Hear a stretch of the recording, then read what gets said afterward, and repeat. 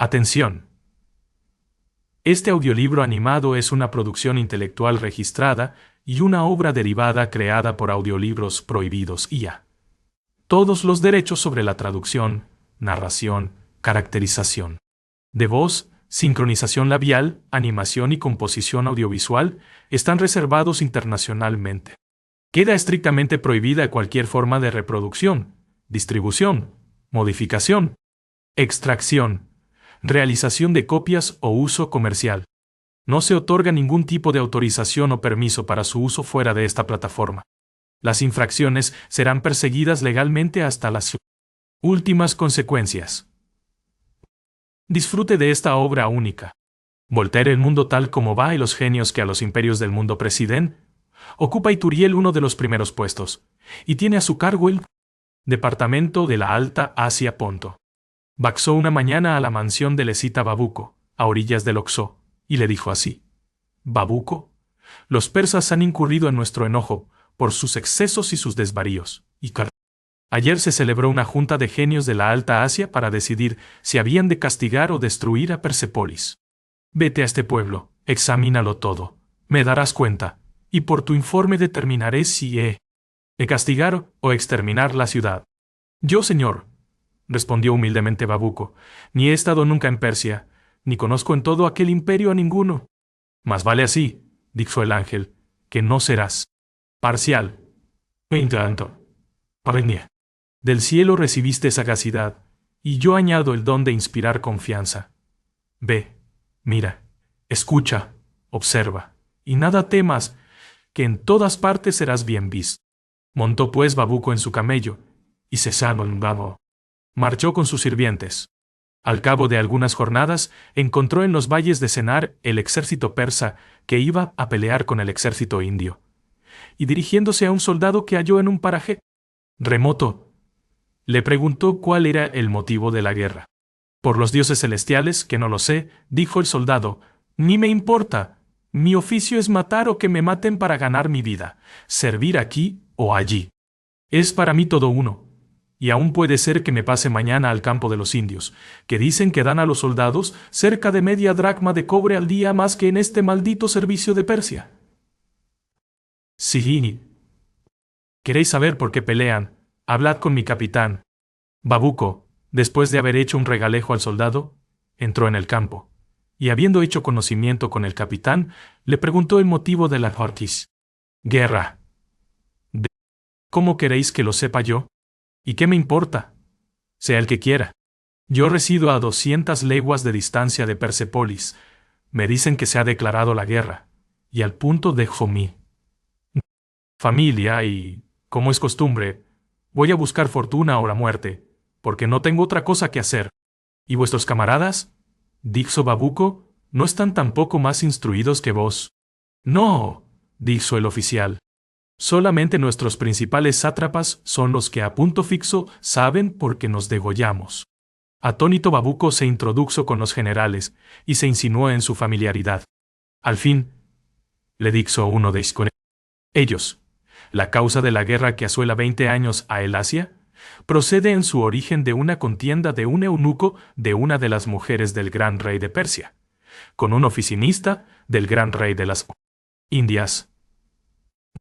Tratábase de un derecho que producía con corta diferencia un triésimo de Darico, y como tanto el primer ministro de Indias como el nuestro sustentaron con dignidad los derechos de su amo respectivo, se inflamaron los ánimos, y salieron a campaña de cada parte 1.000.000 de soldados. Cada año es necesario reclutar estos ejércitos con 400.000 hombres. Crecen las muertes, los mitado, y Sherenane. Virginia se ha muerto per. Alintuno que estoy que sentido a la siguiente muerte groan y un día. Incendios, las ruinas y las talas, padece el universo, y sigue la enemiga. Nuestro ministro y el de Indias protestan con mucha frecuencia que no les mueve otra cosa que la felicidad del linaje humano. Y a cada protesta se destruye alguna ciudad o se asuelan algunas provincias. Habiéndose al otro día esparcido la voz de que se iba a firmar la paz, dieron el general indio y el persa a toda priesa la Batalla, que fue sangrienta. Vio Babuco todos los hierros y todas las abominaciones que se cometieron, y fue testigo de las maquinaciones de los principales sátrapas, que hicieron cuanto estuvo en su mano para que la perdiera su general. Vio oficiales muertos por su propia tropa. Vio soldados que acababan de matar a sus moribundos camaradas, por quitarles algunos andrajos ensangrentados, rotos y cubiertos de inmundicia. Entró en los hospitales a donde llevaban a los heridos, que perecían casi todos por la inhumana negligencia de los mismos, que pagaba a peso de oro el rey de Persia, para que los socorriesen. ¿Son hombres estos?, exclamaba Babuco. ¿O son fieras? ¡Ja! Bien veo que ha de ser destruida Persepolis. Preocupado con esta idea pasó al campo de los indios, donde, conforme a lo que se le había pronosticado, le recibieron con tanto agasajo como en el de los persas, y donde presenció los mismos excesos que le habían llenado de horror. ¡Ja, ja! Dijo para sí. Si quiere el ángel Ituriel exterminar a los persas, también tiene que exterminar a los indios el ángel de las Indias. Habiéndose informado luego más menudamente de cuanto en ambos ejércitos había sucedido, supo acciones magnánimas, generosas y humanas que le pasmaron y le embelesaron. Inexplicables mortales, exclamó. ¿Cómo podéis juntar con tanta torpeza tanta elevación y tantas virtudes con tantos delitos? Declaróse en breve la paz, y los caudillos de ambos ejércitos, que por solo su interés habían hecho verter la sangre de tantos semejantes suyos, se fueron a solicitar el premio a su corte respectiva, puesto que ninguno había ganado la victoria. Celebróse la paz en escritos públicos que anunciaban el reino de la virtud y de la felicidad en la tierra. Loado sea Dios, dijo Babuco. Persepolis va a ser la mansión de la más acendrada inocencia, y no será destruida, como querían aquellos malditos genios. Vamos sin más tardanza a ver esta capital del Asia. Llegó a esta inmensa ciudad por la antigua entrada, aún sumida en la barbarie, y que inspiraba asco por su rudo desaliño. Sentíase toda esta porción del pueblo del tiempo en que se había edificado, que hemos de confesar, sea cual fuere el empeño de exaltar lo antiguo a costa de lo moderno, que en todas cosas las primeras pruebas siempre son toscas. Metióse Babuco entre una muchedumbre de gentío compuesto de cuanto más puerco y más feo en ambos sexos pueda hallarse, la cual entraba a toda priesa en un obscuro y tenebroso recinto. El continuo zumbido, el movimiento que notaba, y el dinero que en un platillo algunas personas echaban, le dio a entender que estaba en un público mercado, pero cuando vio que muchas mujeres se hincaban de rodillas, mirando al parecer a lo que tenían enfrente, y en realidad a los hombres de lado, echó de ver que se hallaba en un templo. Unas voces ásperas, carrasqueñas, desentonadas y gangosas hacían que en mal articulados sonidos la bóveda resonara, parecidas a la voz de los animales cerdudos que, en las llanuras de la Mancha, responden al corvo y agudo instrumento que los llama. Pon. Tapábase los oídos, mas tuvo luego que taparse ojos y narices, cuando vio que entraban en el templo unos safios con palas y azadones. Levantaron estos una ancha piedra, tiraron a mano derecha y a mano izquierda una tierra que exhalaba un hedor intolerable, pusieron luego un muerto en el hueco que habían hecho, y volvieron a sentar la piedra. ¡Ay! ¿Con qué entierran estas gentes?, exclamó Babuco, a sus muertos en los sitios mismos donde adoran la divinidad. ¿Con que están empedrados con cadáveres sus templos? Ya no. Me espanto de las pestilenciales dolencias que con tanta frecuencia afligen a Persepolis. Capaz es de envenenar todo el globo terráqueo la podredumbre de tantos muertos y de tantos vivos apeñuscados en un mismo sitio. ¡Ah! ¡Qué sucio pueblo es Persepolis! Sin duda que la quieren destruir los ángeles para edificar otra ciudad más hermosa y poblarla de gentes más aseadas y que mejor canten. La providencia sabe lo que se hace. No nos metamos en quitarle su idea. Acercábase ya el sol a la mitad de su carrera, y tenía Babuco que ir a comer al otro extremo del pueblo, a casa de un amápara, quien le había dado carta de recomendación su marido que era oficial en el ejército. Anduvo por 1000 y 1000 calles de Persepolis, vio otros templos más bien adornados, a donde concurría gente más culta, y donde se oía una armónica música. Reparó en fuentes públicas, que aunque defectuosas, hacían maravilloso efecto. Vio frescas y amenas calles de árboles, jardines donde se respiraban los más exquisitos olores, y se veían reunidas plantas de los más remotos pueblos. Maravillóse al ver magníficos puentes, puesto que estaban destinados a pasar un arroyuelo que sin mojarse los pies se vadea. Las 4/5 partes del año pasó por calles anchas y magníficas, llenas de palacios a una y otra acera, y entró por fin en casa de la dama que con una sociedad de personas decentes le esperaba. A comer. Densi. A comer. Estaba su casa limpia y bien adornada. La señora era moza, hermosa, hermosa, discreta y cortés y la sociedad amable. Y decía Babuco entre sí, sin duda, que había perdido el juicio el ángel Ituriel, cuando quería destruir una ciudad tan cumplida. Mas advirtió muy breve que la señora, que al principio le había pedido amorosamente nuevas de su marido, al fin de la comida, hablaba más amorosamente a un mago mozo. Luego vio que un magistrado delante de su propia mujer hacía 1000 halagos a una viuda, la cual estrechaba con una mano el cuello del magistrado, y daba la otra a un mozo muy lindo, modesto. La primera que se levantó de la mesa fue la mujer del magistrado, que se encerró en un gabinete inmediato para conferenciar con su director de almas, hombre elocuentísimo, que con tal energía hubo de discurrir con ella, que volvió abochornado el rostro, humedecidos los ojos, la voz trémula y los pasos vacilantes. Babuco entonces se empezó a recelar de que tenía razón el genio Ituriel. Con el dote que tenía de granjearse la confianza, supo aquel día mismo los secretos de la dama, la cual le fió su cariño al mago mozo, asegurándole que en todas las casas de Persépolis encontraría los encantamientos, mismo que en la suya había visto. Infirió Babuco que no podía durar semejante sociedad, que todas las casas habían de estar asoladas por celos, venganzas y rencillas, que sin cesar habían de verterse lágrimas y sangre, que infaliblemente habían de matar los maridos a los cortejos de sus mujeres, o de ser muertos por ellos. Finalmente que hacía Ituriel muy bien en destruir de una vez un pueblo, abandonado a horrendos desórdenes. Fuese después de comer a uno de los más soberbios templos de la ciudad, y se sentó en medio de una muchedumbre de hombres y mujeres que habían ido allí a matar el tiempo. Subió un mago a una máquina alta, y discurrió largo tiempo acerca del vicio y la virtud.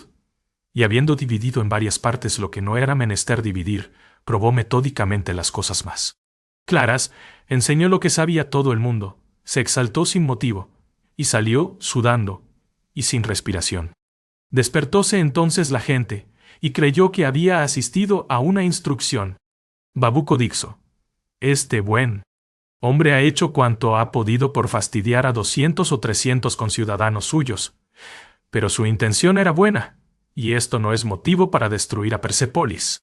Lleváronle, al salir de esta asamblea, a que viera una fiesta pública que se celebraba todos los días del año en una especie de basílica, en cuya parte interior se veía un palacio. Formaban tan hermoso espectáculo las ciudadanas más hermosas de Persépolis y los principales sátrapas colocados en orden, que al principio creyó Babuco que se reducía a esto, la fiesta. En breve, se dejaron ver en el vestíbulo de este palacio 2 o 3 personas que parecían reyes y reinas. Su idioma era muy distinto del que estilaba el vulgo, y tenía ritmo, armonía y sublimidad. No se dormía nadie, que todos en alto silencio escuchaban. Y si le interrumpían, era para dar pruebas de admiración y ternura general, y con tan vivos y bien sentidos términos se hablaba de las obligaciones de los reyes, del amor de la virtud, y de los riesgos de Motomo.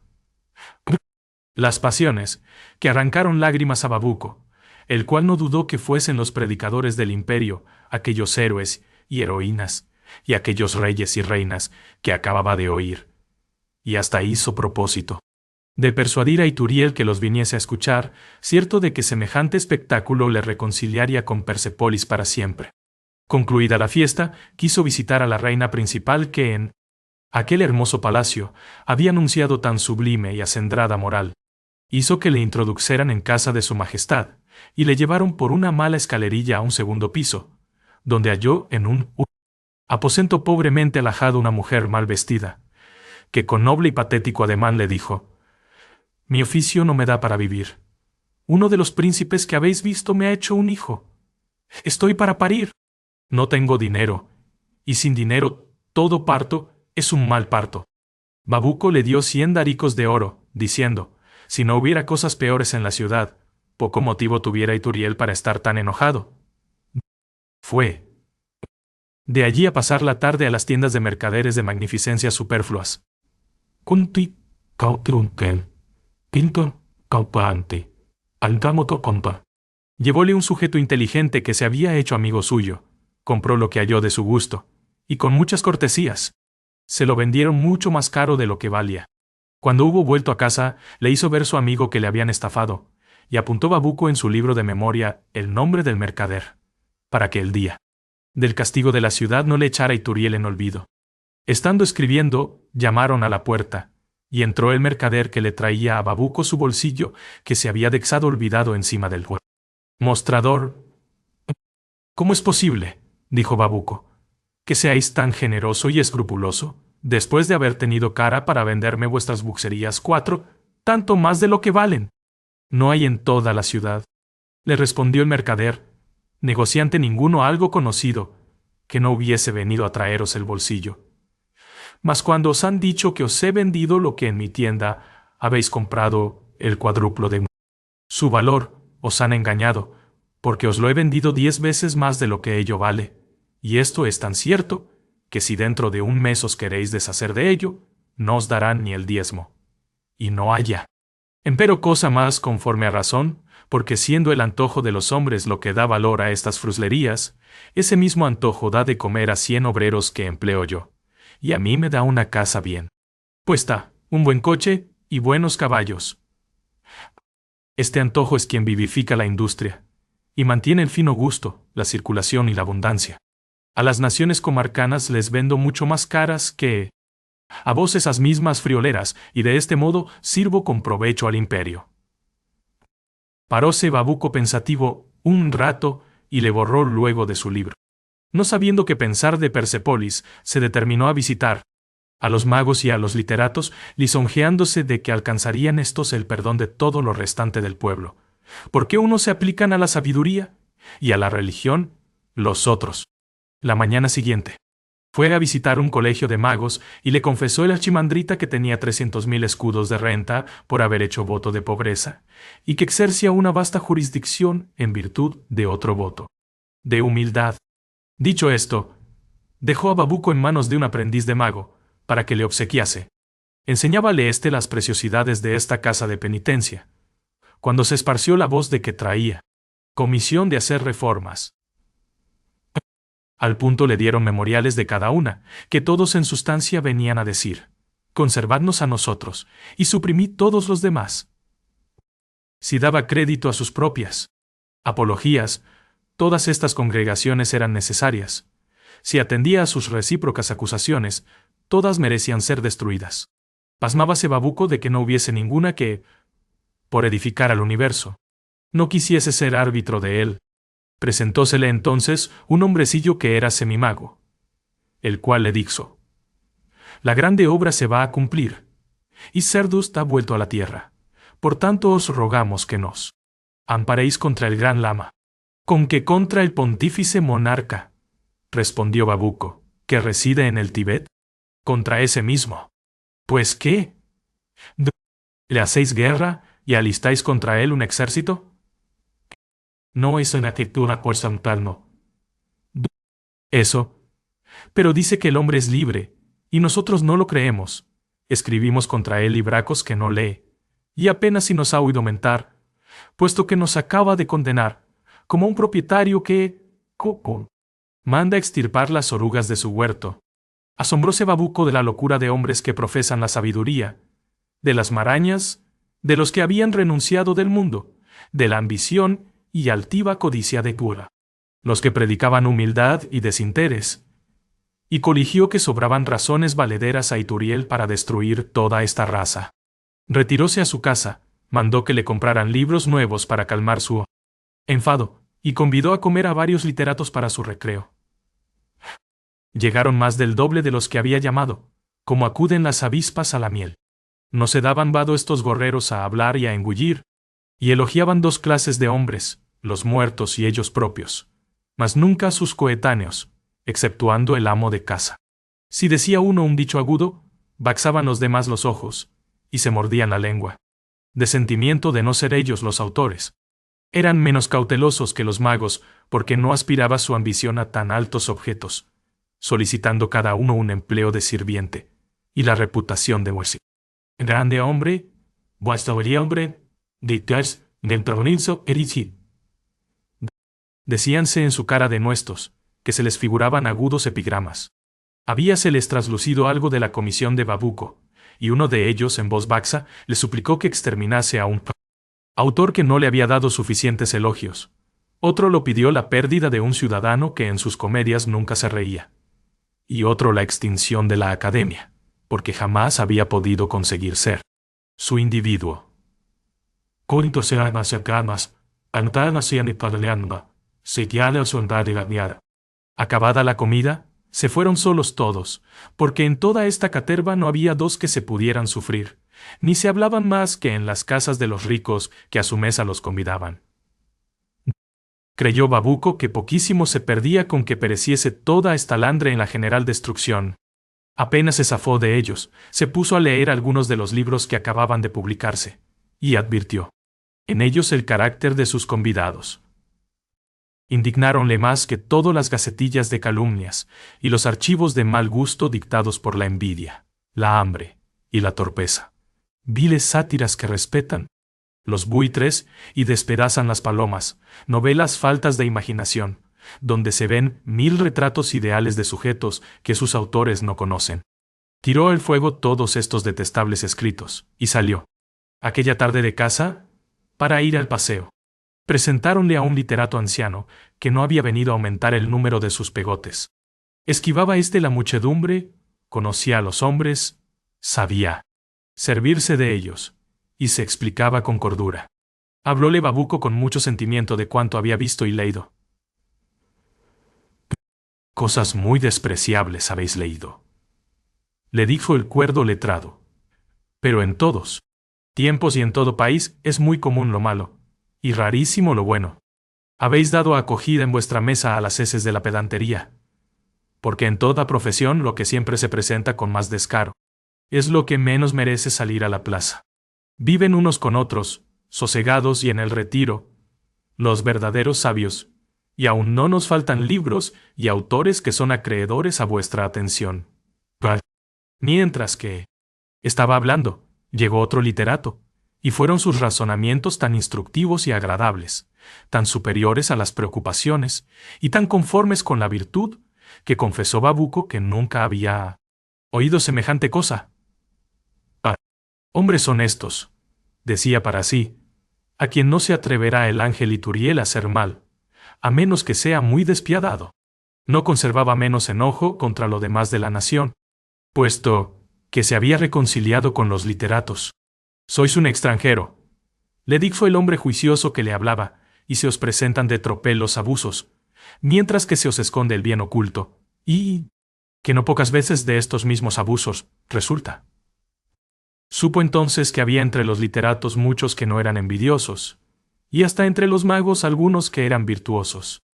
Al fin entendió que estos grandes cuerpos, que con sus choques preparaban al parecer su ruina común, eran en la realidad fundaciones provechosas, que cada asociación de magos era un freno para sus émulas, que si a veces estas diferían de opinión, todas enseñaban una moral misma, que instruían el pueblo, y sujetas a las leyes, semejantes a los preceptores que celan los hijos de casa, mientras que a ellos los cela el amo. Trató a muchos, y encontró entre ellos almas celestiales, y supo que entre aquellos mismos locos que querían poner guerra al gran lama, había varones eminentes. Sospechó al cabo que podían serlo mismo las costumbres de Persépolis que sus edificios, que unos le habían parecido dignos de lástima, y otros le habían sobrecogido en admiración.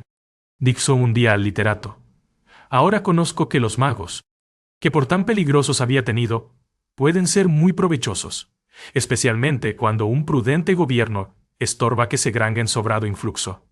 Pero ¿qué utilidades pueden resultar de la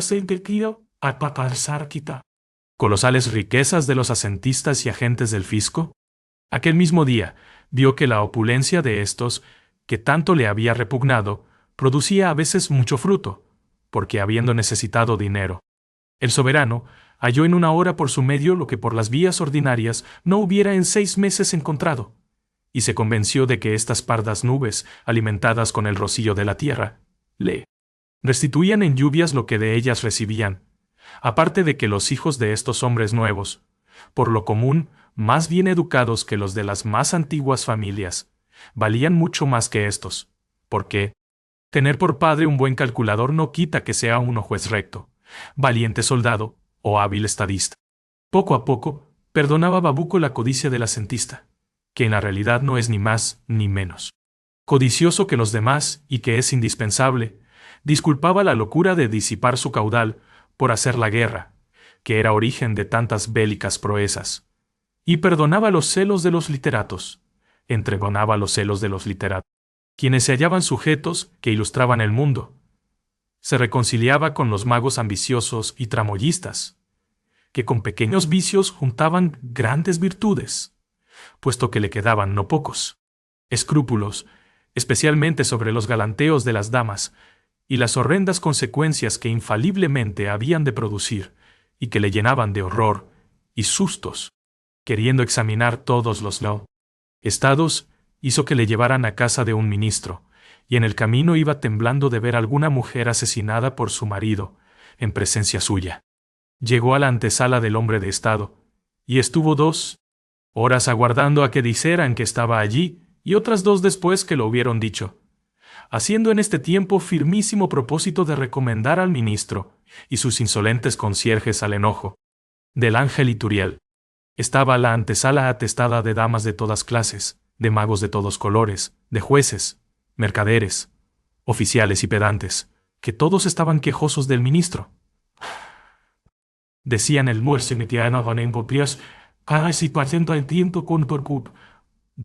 avariento y el logrero.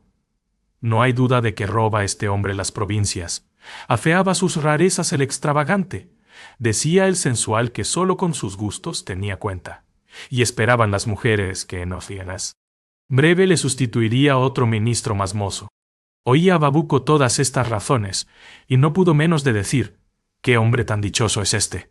Todos sus enemigos los tiene en su antesala. Su potencia abruma a sus envidiosos, y mira a sus plantas a cuantos le detestan. Al fin entró en su gabinete, y vio a un viejecito agobiado de años y quehaceres, pero vivo todavía, y muy inteligente. Gustóle Babuco, y a Babuco le pareció un sujeto muy digno de estimación. Fue muy interesante la conferencia. El ministro le confesó que era el hombre más desgraciado, que le tenían por rico, y era pobre, que le creían omnipotente, y para todo encontraba impedimentos, que todos sus beneficios habían sido pagados con ingratitudes, y que en 40 años de continuas faenas había tenido apenas un rato de satisfacción. Enternecióse Babuco, y dijo entre sí que si había cometido algunos yerros este hombre, y por ellos le quería castigar el ángel Ituriel, bastaba con dexarle su cargo, sin exterminarle. Estaba razonando con el ministro, cuando entró desatentada la hermosa dama en cuya casa había comido Babuco, manifestando su rostro y sus ojos los síntomas del dolor y el enojo. Prorrumpió en amargas quejas contra el hombre de estado, vertió lágrimas, se lamentó amargamente de que hubieran negado a su marido un cargo a que podía aspirar por su cuna, y de que le hacían acreedor sus heridas y servicios, y habló con tanta energía, se quejó con tal gracia, desvaneció con tal maña los reparos, con tal elocuencia, esforzó sus razones, que no salió del gabinete hasta haber conseguido la fortuna de su marido. Salió Babuco dándole la mano, y le dijo: «¿Es posible, señora, que os hayáis tomado tanto trabajo por un hombre que no queréis, y que tanto tenéis por qué temer. ¿Cómo es eso que no le quiero? Replicó la suando.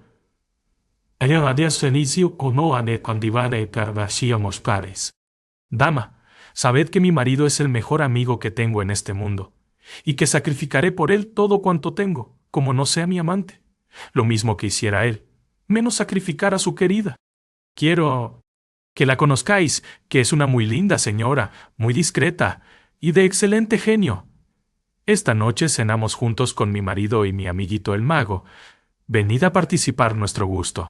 Llevóse la dama consigo a Babuco, y el marido, que estaba sumido en el más hondo dolor, recibió a su mujer con raptos de gratitud y alborozo, dando 1000 abrazos a su mujer, a su dama, al mago y a Babuco. El banquete le animaron el contento, las gracias y los donaires. Sabed, le dijo la hermosa dama con quien cenaba, que las que a veces califican de mujeres sin honra casi siempre poseen las virtudes de un hombre honrado, y en prueba de ello, venid mañana a comer conmigo en casa de la hermosa Teone. Algunas vestales viejas murmuran de ella, pero más obras de beneficencia hace ella sola que todas juntas las que la muerden. No cometiera la más leve injusticia por todos los intereses del mundo. A su amante le da siempre consejos generosos. Solo su gloria la ocupa, y se sonrojaría él si en su presencia malograra una sola ocasión de obrar bien, porque no hay mayor estímulo para virtuosas acciones que tener por juez y testigo de su conducta una amada cuyo aprecio anhela uno a merecer. No faltó Babuco a la cita y vio una casa que era el emporio de los placeres. En ellos reinaba Teone. Con cada uno hablaba el idioma que entendía. Su natural entendimiento dexaba explayarse el de los demás. Agradaba, casi sin querer. Tan amable era como benéfica. Y para dar más lustre a todas sus dotes, era muy hermosa. Conoció Babuco, puesto que era escita y enviado por un genio, que si se detenía más tiempo en nuestra canto, ontiento, acento canasto y accionto. Persepolis le haría a Teone olvidarse de Ituriel. Cogía cariño a la ciudad cuyos vecinos eran afables, corteses y benéficos, aunque murmuradores, insustanciales y vanidosos. Temía ya que fuese condenada Persepolis, y hasta temía la cuenta que a dar iba. Así, para darla, hizo lo siguiente.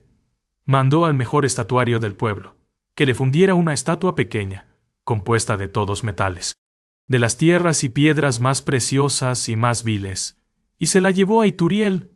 «No haréis pedazos», le dijo, «esta linda estatua, porque no es toda ella de oro y diamantes». Comprendió Ituriel el emblema, y se determinó a no tratar ni siquiera de enmendar a Persepolis, y dejar que anduviera el mundo como anda, diciendo, «Si no todo es bueno, a lo menos todo es tolerable». Subsistió pues Persépolis, y Babuco estuvo muy distante de quejarse, como hizo Jonas, que se enfadó porque no fue destruida Nínive. Verdad es que quien ha pasado 3 días en el vientre de una ballena no gasta tan buen humor como el que ha estado en la ópera, en la comedia, y ha cenado con gente de fino trato. Atención. Este audiolibro animado es una producción intelectual registrada y una obra derivada creada por Audiolibros Prohibidos IA. Todos los derechos sobre la traducción, narración, caracterización de voz, sincronización labial, animación y composición audiovisual están reservados internacionalmente. Queda estrictamente prohibida cualquier forma de reproducción, distribución, modificación, extracción, realización de copias o uso comercial. No se otorga ningún tipo de autorización o permiso para su uso fuera de esta plataforma. Las infracciones serán perseguidas legalmente hasta las últimas consecuencias. Disfrute de esta obra única